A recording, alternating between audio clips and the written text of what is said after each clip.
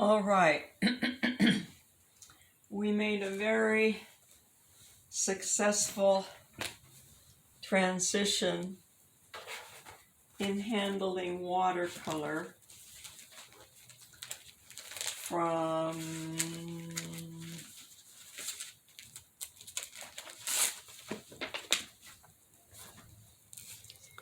this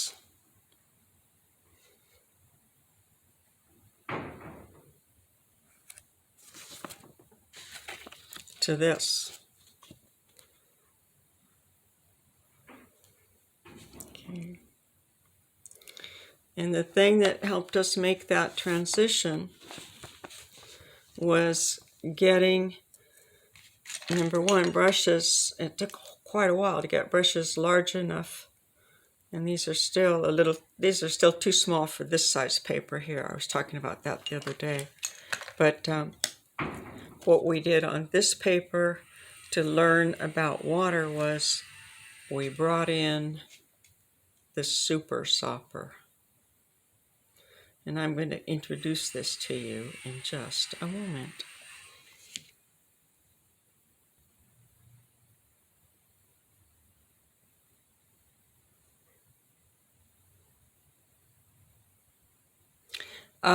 Okay, so I did all of this and put the water on with these brushes and talked about making a controlled wash by putting the water in first. Oh, and we didn't take a good look at this the other day.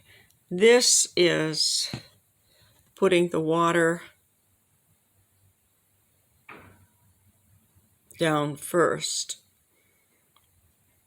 making the circle in water, and then loading up the brush and just putting the red here and letting it spread. Okay, and the same with the yellow. But this red here, I put the red down first and then put water into it. Okay, so to make a good sky wash, we want to put the water down first. And that's what we were doing here, because you can also control it much better. If you're working with your paint and painting in here, you're getting brush marks. But if you put your water down first, then you're not getting brush marks, or you're at least getting fewer brush marks. Now, I don't know how it's going to work using this to put my wash in, but I'm going to do it. I know how this is going to work.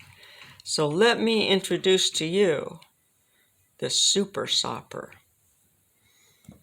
This is a makeup brush, and I got it for $1. So I bought several. I brought it home and said, you know what, this might work for a good mop brush. Not for painting with. I let the kids paint with it the first day, just so they could get a feel for how much water you can push around. So anyway, this is for putting down washes on larger areas, and it's just great. But it's also just great for introducing people to the amount of water that a brush can hold and the amount of water that you're going to put on a paper. So this is fully loaded, and let's see, I'm going to want it lighter down here, whatever it is. And I may not go all the way up to the edges because I'm using a larger brush here, but I am going to make sure that I have a nice smooth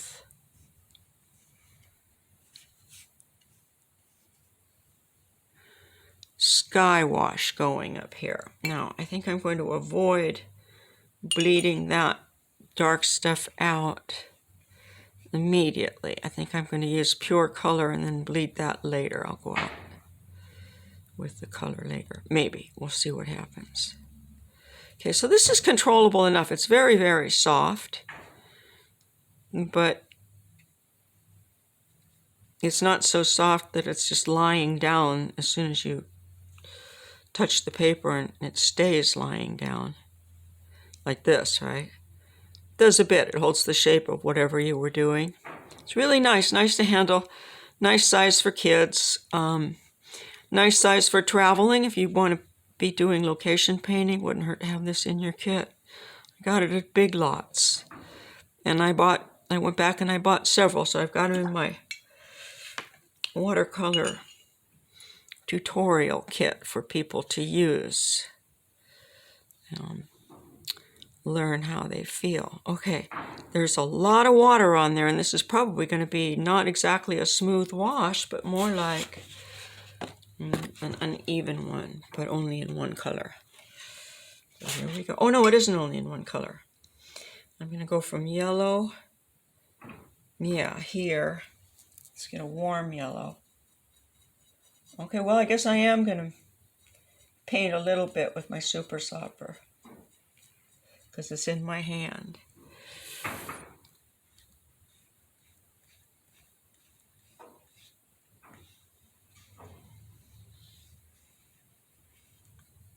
I'm going for a sunrise effect here,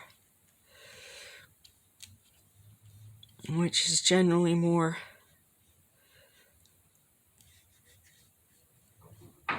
pink and pointed toward the sun. Look at this. This just keeps giving.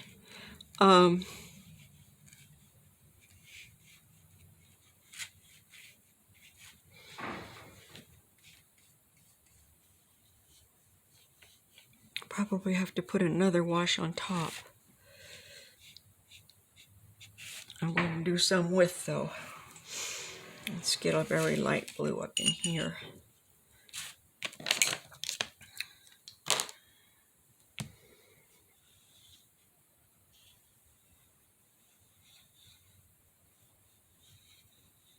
This is charcoal. This is the charcoal one, by the way. I like what it's doing, and this is what I'm going to have the students use. Because the charcoal also has the advantage of forcing you to work a little faster. All right, is this my cerulean here?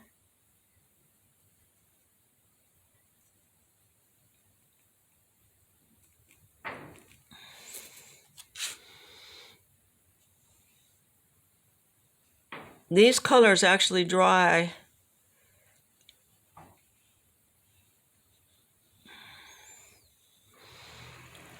kind of bright. Now, another thing a Super Sopper brush is good for is you can very gently press the water out of it, and you can sop up water. Take it away.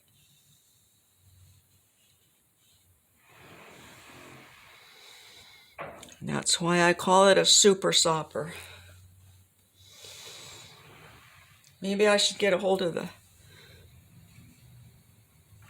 company and tell them I want a special line of these called Allison's Super Soppers.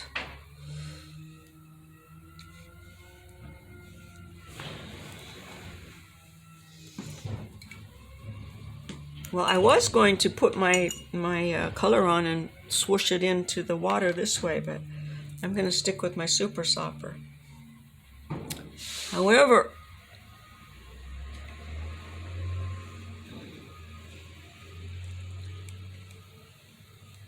okay, now you get to a certain point here when you've got a lot of water you're pushing around. You're going to have to wait until it decides where it's going to settle and dry. And then you can work over it and you'll still have that texture. Okay, I like that pretty well. Let's get a little bit of more blue in there. All right, so as it goes away from the sun, then blue will be more. And I'm making the sun rising over here, so there'll be more red as I get a little more blue up there. So, okay, so I'm going to stay with the Super Sopper.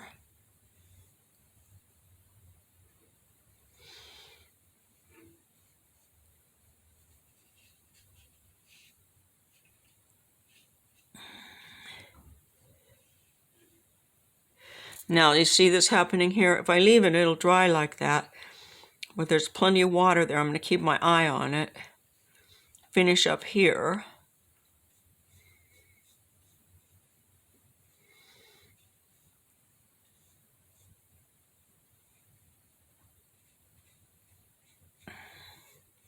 think what I'll do is wait and go in with another very light wash over that. And then, now, I knew this was sitting here in these puddles and wasn't going to dry right in there right away. Also, as I recall, yeah, it was the purple when I was watching a Zoom meeting and mixing colors at the same time. I put my red violet and my blue violet on the wrong sides of violet in my color wheel. But I was able to go back in and lift a red violet and a blue violet, and with very little staining left on the page. And mind you, that this is for the color wheel, so they were also full intensity. I need to talk a little bit about darks and lights in watercolor too. And I think after this project, we should try painting whatever image you like in monochrome. And we'll do that by mixing up our own gray, whichever gray we like, and using that, and then learning to get nice light tints. So you see this, when I did these the other day, I'm pretty sure I did them on film too, you could barely see them. And now, they're actually a little bit brilliant.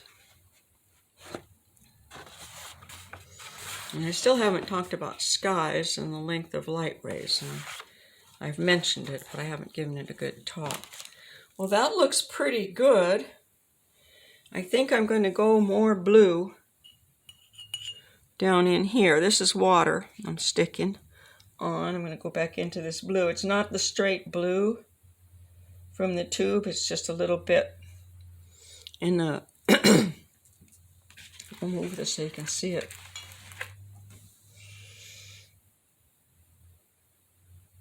It's a toned down blue a little bit with whatever else was in the pan. And that's the advantage of mixing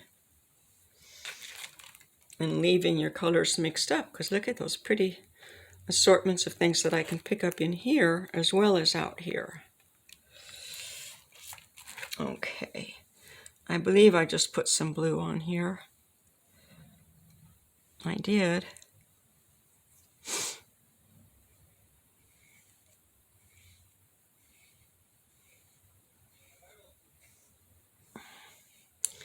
Now, I don't want any horizontal stripes there. That's a little unsettling in a sky, unless it's supposed to indicate rain. Even if it starts bleeding out like that and mixing in, you can still see traces of those vertical stripes. So we want to go horizontal, even though we're not going to see them when it's done. We're back to, just because you can't see it doesn't mean it isn't there. Oh, that applies to so many things. I thought it was such a great thing to apply to mixed media. But, well, now here I'm painting with a brush. This is what Chinese brushes do, lamb hair. You just learn a different way of working with them. And our Western brushes, our Western watercolor brushes are springy, which I like. There are Chinese sable brushes as well. I do use those. I think I have a couple right here. Yeah, these are all Chinese sable. This is sable with lamb in the middle to hold more water, and maybe a little bit of horsehair to give it strength.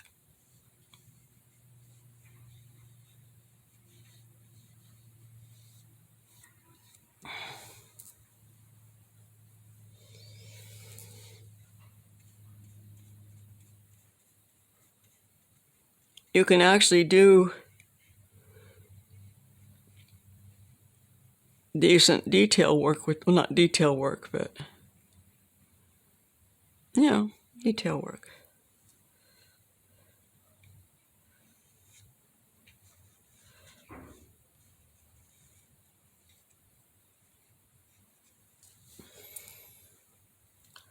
Well,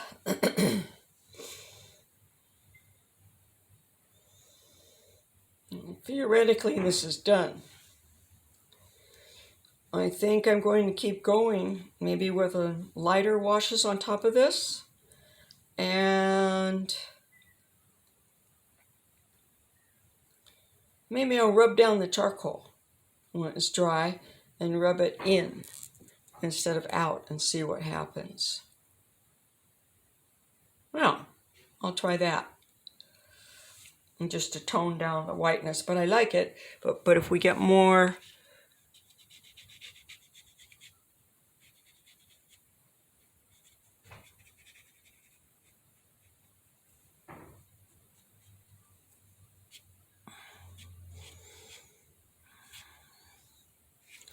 going on in the back, it's okay to finger paint if your fingers aren't oily. So always wash your hands before you do watercolors, because if you touch the paper, sometimes the oil on your fingers will reject the paint. There, so there's my Super Sopper. Notice this also. My brushes are here. They were resting comfortably. A couple of them seem to have thrown themselves over the edge, I guess. But they're here resting comfortably. They're not standing in water. Never, never, never, never, never do that. And try not also to get water up into here. You do, I mean, when you rinse them out, but try, you know, to keep everything down in here. And not up in here. Because they are, you know, pinched into there and also glued. And do not use hot water on your brushes. Okay. Done. Thumbs up. Make a comment, ask a question, make a request. And subscribe. And if you want notifications of when I post a new video, click on the little bell and those will come to your notifications on your phone. There. I post erratically. I think I'm posting more now because I mentioned I'm having trouble with my left wrist, so, which is i.e. holding my phone. So I'm doing things that I can do with my right hand and not hold the phone to do it. Yeah, let me know what you think of this. This is a lesson plan here. And we also have this guy in the wings. This, whoops! There are the two that I thought made an escape. Oh my goodness, there's so much dirt under this rug. Here are the other two. Well, now the one that I had here has made an escape. No, here they are. And these are a size 12, 10, no, 12, 11, 10, and 9 in a set of 8 brushes that I bought, I think, through wish.com, and they were $4 plus $4 shipping for a package of 8. But these are a decent round. I bought some others and I wound up with filberts when I were supposed to be round. It's a mail order, so it's hard telling. So I have those 2, and then I've gotten a couple out of the $5 packets that you find at Michael's. If you look carefully, you might find them larger. But this is by no means the same as a size 10 in a Western brush or the standard brush. This is about a size 10 here. This is a Chinese brush. And this one here is like a 12. Right, so in a Winsor Newton, this would be a size 10. It's all dried out, but let's bring it back just so you can see. It's always nice to remember what a good brush does. This was that one that was all dry and frayed out just a minute ago. Yeah, so they come to a real nice point. And by the way, this is a horn, buffalo horn handle. Okay.